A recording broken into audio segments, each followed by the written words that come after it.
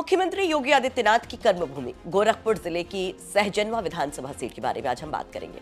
ये वो सीट है जो काफी चर्चा में रहती है, पूर्वांचल की उन चुनिंदा सीटों में गिनी जाती है जहां पर हर चुनाव में जनता बदलाव का संदेश देती रही। हालांकि 2022 में से बीजेपी कुछ बदलती जरूर है। इस सीट की सबसे बड़ी खासियत यह है कि यहाँ वोटर्स ने बीजेपी, सपा, बहुजन समाज पार्टी, कांग्रेस और यहाँ तक कि निर्दलीय उम्मीदवार को भी मौका दिया। 2022 के विधानसभा चुनाव में बीजेपी के प्रदीप शुक्ला ने सपा के यशपाल सिंह रावत को करीब 43,000 से ज्यादा वोटों से हराकर एक बहुत बड़ी जीत यहां पर दर्ज की थी। अब 2027 के विधानसभा चुनाव की तैयारियां तेज है जब, तो इस सीट पर क्या स्थितियां हैं? बीजेपी इस सीट पर जहां अपना दबदबा बरकरार रखना चाहती है, तो वहीं सपा जो दावा कर रही है वापसी का, तो किसके दावे में कितना दम और क्या है यहाँ के समीकरण, इस पर आज हम बात करेंगे। सवाल ये कि क्या सहजनवा फिर से बदलाव की जो परंपरा है उसको निभाएगा या फिर तीसरी बार बीजेपी इस सीट को जीतने में कामयाब होगी। समझेंगे इस सीट के चुनावी समीकरण को और स्थानीय पत्रकारों के नजरिए से देखेंगे। नमस्कार, आप देख रहे हैं यूपी किसका और आपके साथ मैं हूं सुषमा। अगर गोरखपुर जिले की राजनीति की बात करें तो यहाँ कुल 9 विधानसभा सीटें और इसमें सहजनवा विधानसभा राजनीतिक तौर पर इसलिए बेहद अहम है क्योंकि कभी मुख्यमंत्री योगी आदित्यनाथ के संसदीय क्षेत्र रहे गोरखपुर लोकसभा का हिस्सा ये रही है। इस सीट पर पूरे प्रदेश की नजर इस वजह से रहती है। इस सीट की पहचान केवल राजनीतिक नहीं बल्कि बदलती चुनावी रुझानों से भी जुड़ी रही है, जैसा कि हमने आपको बताया। यहाँ पर किसी दल का लंबे समय तक कोई दबदबा नहीं देखने को मिला। समय समय पर जनता ने अलग अलग दलों और नेताओं पर भरोसा जताया और यही वजह है कि सहजनवा को बदलाव पसंद करने वाली विधानसभा कहा जाता है। 2017 और 2022 में बीजेपी की ही जीत हुई, हालांकि उम्मीदवार यहां पर जरूर बदला। चलिए अब इस सीट के चुनावी इतिहास पर नजर डालते हैं।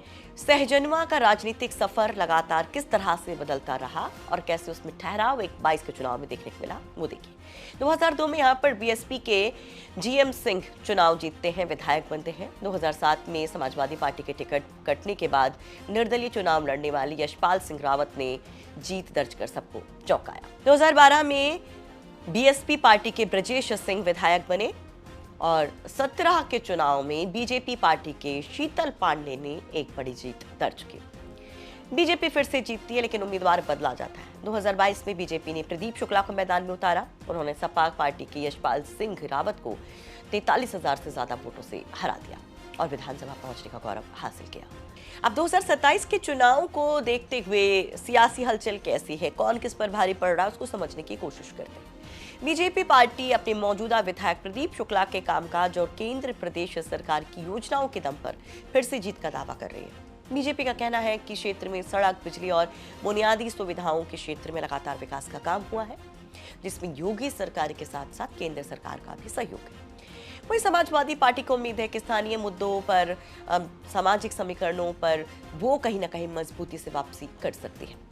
सपा का दावा है कि जनता बदलाव चाहती है और सहजनवा का चुनावी इतिहास भी यही बताता रहा है और इसलिए सपा की उम्मीदें चौवन है। सहजनवा विधानसभा में 2022 में जीतने के बाद जनता के आशीर्वाद से, पूज्य महाराज जी के आशीर्वाद से 2022 से लेके और 2026 तक चल रहा है।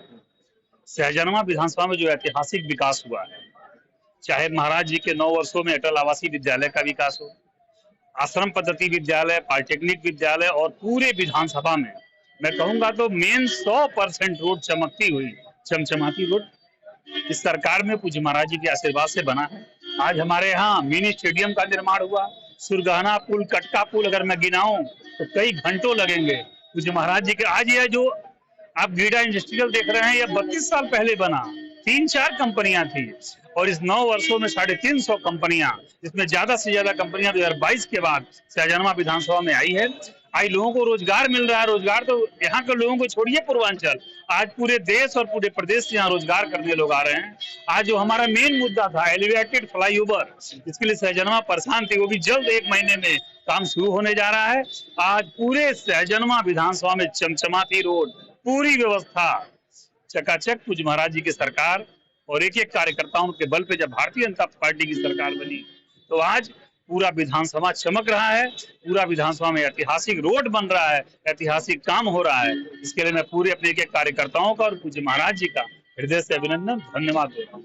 विधानसभा सहजनवा की जहाँ तक बात है, चुनाव की तैयारियां संगठन के दृष्टिकोण से काफी मजबूत है। वहाँ की जो स्थानीय समस्याएं हैं वो स्थानीय समस्याओं को लेकर के हमारे और संगठन के लोगों ने धरना प्रदर्शन किया है। ज्ञापन जिलाधिकारी महोदय के माध्यम से राज्यपाल महोदय को दिया है। वहाँ का जो स्थानीय बहुत ज्वलंत मुद्दा है प्रदूषण।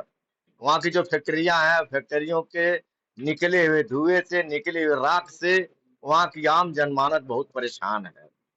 तो ऐसी स्थिति में एक डिवाइडर है, डिवाइडर के ज्वलंत मुद्दा है, उसको भी हम ध्यान में रखे हुए हैं। हमारे नेता की जो नीतियां हैं, पीडीए को इकट्ठा करके आगे बढ़ना, तो पीडीए में जितने पीड़ित हैं, चाहे किसी वर्ग के हों, किसी जात के हों, सबको हम लोग समावेश करके निरंतर आगे बढ़ रहे हैं। हमें उम्मीद है कि 2027 में वर्तमान सरकार जो डबल इंजन की सरकार है, ये डबल इंजन सरकार से निजात पाने के लिए शिक्षा, सुरक्षा, महंगाई, भ्रष्टाचार, ये सारे ऐसे मुद्दे हैं जिसके खिलाफ हम लोग जाएंगे। और अभी नौजवानों के बीच में इतने पेपर लीक हो रहे हैं, तो वह सब नौजवान परेशान है, किसान परेशान है, मजदूर परिवार परेशान है। तो जिस सरकार में सारे लोग परेशान है, व्यवसायी परेशान है, ऐसी स्थिति में लोग उम्मीद भरी नजरों से समाजवादी पार्टी पीडीए के महानायक माननीय श्री अखिलेश यादव जी को 2027 चुनाव चिन्ह साइकिल पर बटन दबा करके उनको उत्तर प्रदेश का मुख्यमंत्री बनाने का काम करेंगे। सहजनवा विधानसभा में जातीय समीकरण भी अपनी काफी बड़ी भूमिका निभाते रहे हैं, या यूं कहें कि चुनावी नतीजों में एक बड़ी कुंजी के तौर पर ये देखे गए हैं तो गलत नहीं होगा। स्थानीय राजनीतिक जानकारों के मुताबिक यहाँ पर ब्राह्मण वोटर सबसे ज्यादा प्रभावशाली है। इसके अलावा निषाद, यादव, दलित, क्षत्रिय, वैश्य और अन्य पिछड़ा वर्ग भी चुनावी परिणाम तय करने में अहम भूमिका निभाता रहा है। कुल वोटर्स की बात करें तो यहाँ पर कुल वोटर्स 3,60,000 के करीब है, जिसमें ब्राह्मण करीब 1 लाख, निषाद वोटर 50,000 से 60,000, यादव वोटर्स करीब 40,000 से 50,000 तक बताया जाता है। दलित वोटर भी लगभग 40,000 के करीब बताया जाता है। क्षत्रिय वोटर जैसा हमने बताया कि काफी प्रभावी है। उसके अलावा वैश्य और अदर ओबीसी जो वोटर है वो भी काफी निर्णायक भूमिका में रहा है। चलिए अब जानते हैं कि क्या चुनाव स्थानीय मुद्दों पर होंगे, जातीय समीकरणों पर होंगे, क्या है इस बार का सबसे बड़ा मुद्दा। स्थानीय वहां के जो पत्रकार हैं उनके जरिए यहाँ उम्मीदवारों की व्यक्तिगत छवि, संगठन की मजबूती और सरकार के कामकाज का बड़ा असर दिखाई दिया है। तो क्या इस बार भी यही होगा? राजनीतिक विश्लेषक इस पर क्या कहते हैं आपको सुनवाएंगे। तो राजनीतिक विश्लेषकों का कहना है कि सहजनवा का हर चुनाव कोई खास संदेश देता है और यहाँ पर किसी दल की जीत हार आसान नहीं है। यहाँ तक कि ट्रायंगल मुकाबले की भी बात कही जा रही, जिसमें सपा और बीजेपी के सामने चुनौती बसपा भी नजर आती है। दरअसल सहजनवा विधानसभा अपने आप में एक विलक्षण विधानसभा है। वहाँ हर साल, हर बार जो है जब भी चुनाव होते हैं तो परिवर्तन होता है। अमूमन ये देखा जाता है कि प्रत्याशी लगातार बदलते हैं। ब्राह्मण बाहुल्य क्षेत्र है और यहाँ इस विधानसभा में ब्राह्मणों का दबदबा है और सभी पार्टियां कोशिश करेंगे इस बार भी कि वो ब्राह्मण प्रत्याशी उतारें, जिससे उनको ब्राह्मणों का वोट मिल सके और वो विजयी हो सके। देखते हैं, परिवर्तन तो हर साल हर बार होता है और इस बार भी संभावना है कि परिवर्तन हो सकता है। तो ये किसके खाते में जाएगा? क्योंकि दो पार्टियां, सारी पार्टियां अगर ब्राह्मण कैंडिडेट देती हैं तो क्या उम्मीद है किसके खाते में जाएगा? संघर्ष कैसा होगा 2027? फिलहाल जो रुझान दिख रहे हैं, जो पब्लिक की प्रतिक्रिया दिख रही है, इसमें बीजेपी भारी है, पहले नंबर पर है।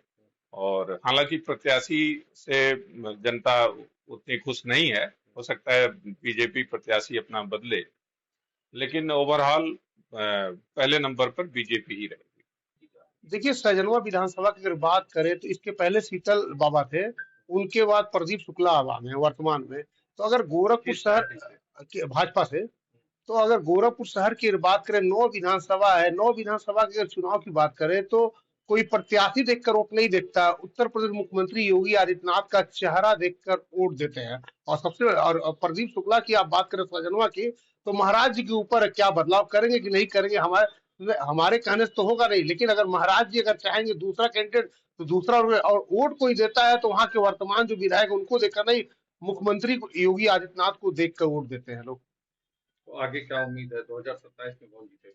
2027 में यहाँ महाराज जी ने जो कर दिया आज तक किसी ने नहीं किया। वीर बहादुर सिंह के बाद अगर गोरखपुर और यूपी की बात करें तो जो महाराज जी ने जो सुविधा दे दी, जो विकास कर दिए, जो गोरखपुर में कभी हम लोग रोड पर चलते थे, छोटी छोटी रोडें होती थी, वो चौड़ी हो गई, एम्स हो गया, फर्टिलाइजर हो गया, वो कभी किसी ने, तो हम लोग भाजपा ही है और भाजपा की वोट देते हैं। रोजगार, किसानों की समस्याएं, स्थानीय विकास, सड़क और बुनियादी सुविधाएं, ये ऐसे मुद्दे हैं जो 2027 के विधानसभा चुनाव में भी सहजनवा की राजनीति के केंद्र में रहने वाले हैं और जातीय समीकरण जो है सो है।